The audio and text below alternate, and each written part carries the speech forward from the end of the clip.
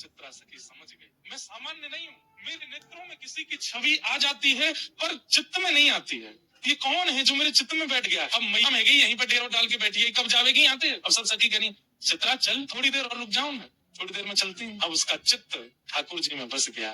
ये कौन है जो मेरे चित्त में बैठ गया? अब मैया में गई यहीं पर डेरा डाल के बैठी है, कब जावेगी यहाँ पे? अब सब सखी कहनी चित्रा चल थोड़ी देर और रुक जाऊं मैं, थोड़ी देर में चलती हूँ। अब उसका चित्त ठाकुर जी में बस गया। शाम को बैठिए कब जावेगी यहाँ पे? अब सब सखी कहनी चित्रा चल थोड़ी देर और रुक जाऊं मैं, थोड़ी देर में चलती हूँ। अब उसका चित्त ठाकुर जी में बस गया। शाम को सायकालीन समय हुआ, चित्रा निकल पड़ी अपनी कुटिया की ओर। अपनी कुटिया पर पहुंच गई, बस नेत्रों से नीर बह रहे हैं। चित्र बनाना चाहती है पर उसके हाथ कांप रहे हैं, उसके उसका उसका मन मन मन घबरा रहा है। जो भगवान का स्वरूप बनाया और ऐसा कि मानो प्रत्यक्ष श्याम सुंदर उस चित्र में आ गए हों। बहुत दिनों तक यशोदा मैया बुलाती रही और चित्रा उस चित्र को ही अपने हृदय से लगा करके बैठी रहती है। आज बहुत बुलाने पर चित्रा वापस गई और जाकर के यशोदा मैया को चित्र देते देते ऐसे रो रही है जैसे मानो अपने प्राण धन को दे रही हो। यशोदा मैया ने जैसे ही चित्र देखा, यशोदा मैया तो प्रसन्न हो गई।